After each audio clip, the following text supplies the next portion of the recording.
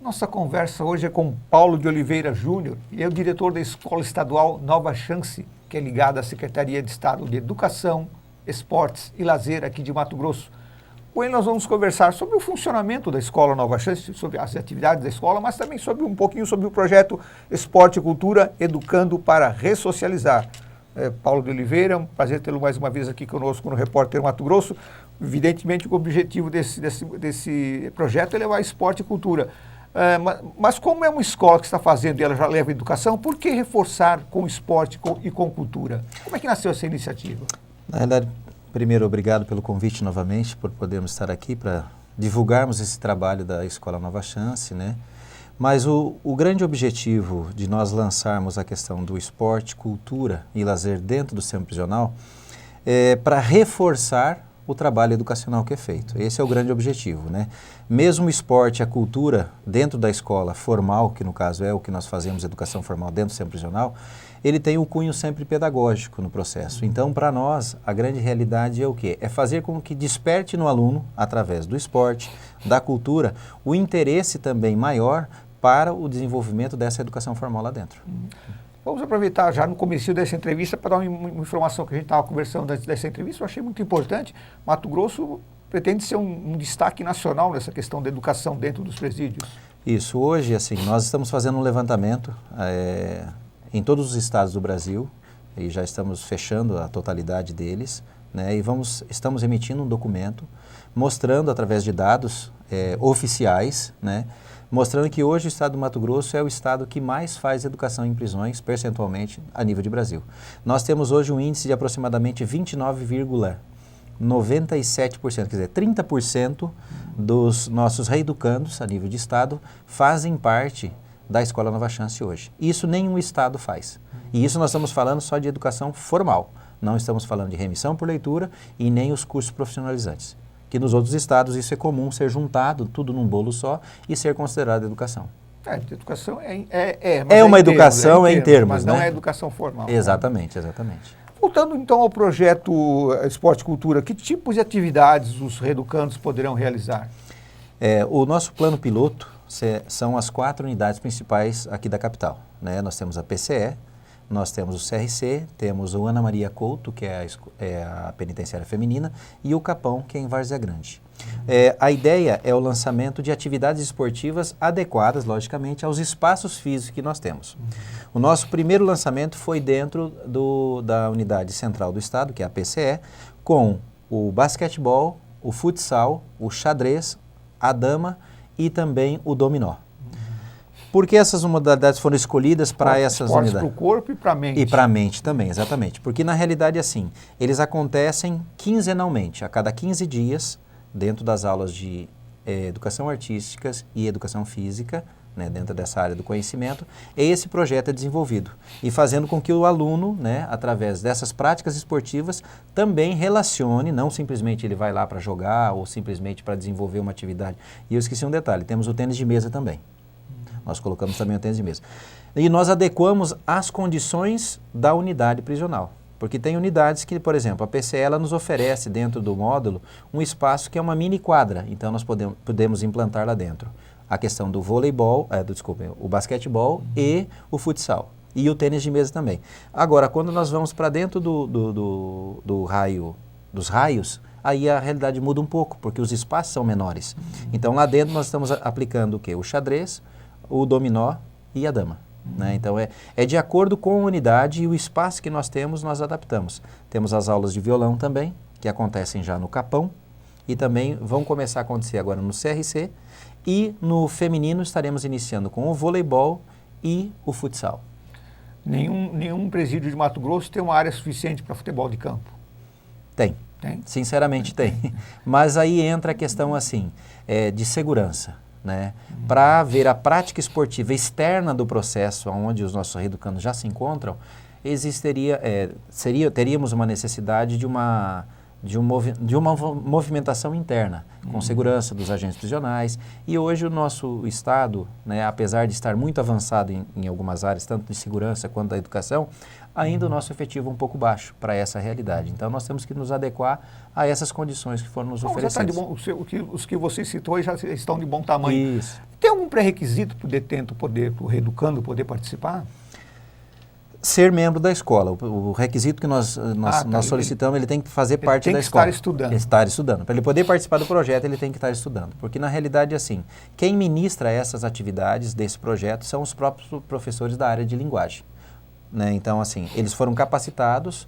O nosso coordenador de projetos, que é o professor Júlio, ele fez uma capacitação já o ano passado, e esse ano ele está reforçando essa capacitação para esses professores, para o quê? Para eles ministrarem essas aulas, né, essas aulas do projeto, dentro dessas aulas de educação física e artes também. Então são professores da área de linguagem, na realidade, que fazem a aplicação do projeto. Eu suponho que a leitura tem remissão de pena, a frequência na escola deve ter também. Sim. Nessa área esportiva já não vai ter, ou como é que vai funcionar? Não, ela se engloba dentro do cálculo da carga horária da escola. Da escola mesmo. Então ele não tem algo a mais, ele vai ter um complemento pedagógico através do esporte, da cultura, e esses momentos que são utilizados pelo projeto já são contados dentro do processo do tempo de aula que ele tem conosco. Essas questões que você citou aí de segurança provavelmente vão impedir uma competição inter-presídios? Dificilmente pode ocorrer algo assim? Não, assim, o Estado de Mato Grosso, apesar de todas as limitações, e assim, eu gostaria até de parabenizar os nossos gestores da área de segurança nessa área prisional, apesar de todos os problemas que normalmente a mídia coloca, mas eu vou citar um exemplo assim muito clássico de um desenvolvimento estrondoso que houve, na Unidade Central do Estado.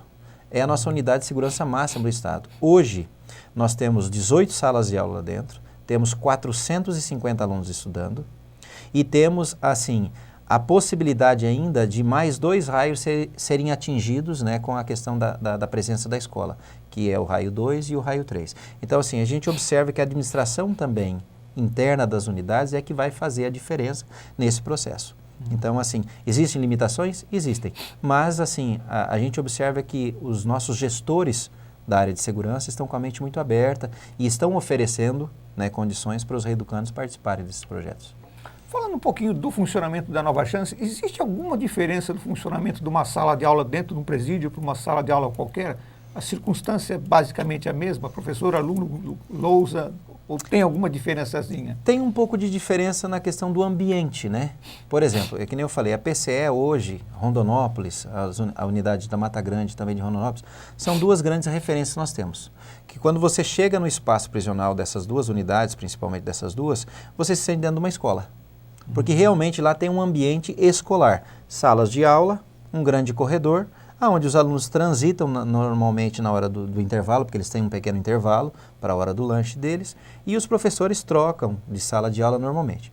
Agora eu já tenho unidades que não. Eu tenho unidades que tem uma grade que separa o professor do aluno. Eu tenho unidades que o professor, pela condição de segurança, ele dá aula dentro de um brete, que eles chamam de brete, que é um espaço onde é feita toda a contenção antes de ser retirado o reeducando dentro do raio. E o único espaço que nós temos de segurança para o professor poder trabalhar é nesse espaço. Então, nessas unidades, eles trabalham nessa realidade. Então, cada unidade tem uma peculiaridade. Logicamente, o avanço no estado de Mato Grosso hoje é em passos largos, que nem eu estava falando antes. Nós visitamos o Paraná o ano passado. Nós fizemos uma caravana de professores e agentes prisionais do estado de Mato Grosso e fomos autorizados pela Segurança Pública do Paraná a visitar 6 unidades prisionais de lá. Lá o que nós encontramos, porque nós fomos lá conhecer, saber o que o Paraná fazia de diferente em educação. E nós descobrimos que eles não fazem muito diferente de nós. Só que um diferencial, nós conseguimos fazer educação, atingimos esses índices, implantamos esse tipo de projeto diante de uma unidade, dentro de unidades extremamente superlotadas. Unidades que às vezes não oferecem condições. Em compensação, nas unidades do Paraná que nós visitamos, não existe superlotação. Então é um diferencial, né? Um diferencial. Então existem salas de aula onde o professor está junto com os reeducandos? Ligado diretamente a eles. Já houve caso de algum professor virar refém? Nunca. Assim, historicamente, desde a criação da escola em 2009 até os dias de hoje atuais, nunca nenhum professor nosso foi pego como refém. Mas ainda assim, é fácil conseguir professores para atuar dentro de presídios ou tem alguma complicação? As pessoas têm um certo receio? Ainda existe receio, existe assim. Ontem ainda nós estávamos... Mesmo com esse histórico? Mesmo com esse histórico. Nós onde estamos na unidade do antigo Carumbé, né, que é o CRC, e nós estávamos conversando com a pedagoga do sistema sobre essa condição, né, que mesmo tendo todo esse histórico de nunca um professor ter sido pego, ter sido maltratado de alguma forma pelos alunos, né, dos nossos reeducandos, a dificuldade de, quando você fala, professor, você vai dentro do sistema prisional e você vai para dentro de um espaço onde você vai ficar junto com o aluno, causa uma certa estranheza, um certo medo. Né? E para a gente, mesmo a gente que já está há algum tempo no processo, tem certos momentos, vamos dizer, que a gente não sinta um certo arrepio no espinhaço, né? Por estar nessa condição ali, porque a gente sabe assim que são pessoas, são seres humanos, mas estão confinados, estão numa condição um pouco diferenciada do que nós estamos aqui fora. Né? E não sabemos as reações deles. Né? A gente até acho que conversou sobre isso uma vez anterior. Se fosse um caso, como o reeducando ele quer estudar, se houvesse algum perigo, acho que ele até protegeria esse professor, até avisaria. Exatamente. Hoje, na grande massa das unidades que eu visito, porque a gente, um outro dado que eu acabei não falando antes, mas é interessante. Nós somos 55 unidades prisionais do Estado. Hoje, a Escola Nova Chance está em 48. O único estado que está à nossa frente chama-se Santa Catarina, que eles têm 50 unidades prisionais e estão em 48. E esse ano nós estamos lá indo visitar eles, com esse mesmo projeto do ano passado do Paraná, nós estamos indo visitá-los para conhecer essa realidade. Então, assim, o reeducando considera o professor hoje um membro da sua família. Perfeito. Essa é a fala deles dentro do sistema. Ótimo, esperamos que os presídios todos funcionassem assim. Seria uma benção. Paulo, muito obrigado pelas informações. Eu que agradeço e estamos à disposição. Ok. Voltamos daqui a pouco com outras notícias.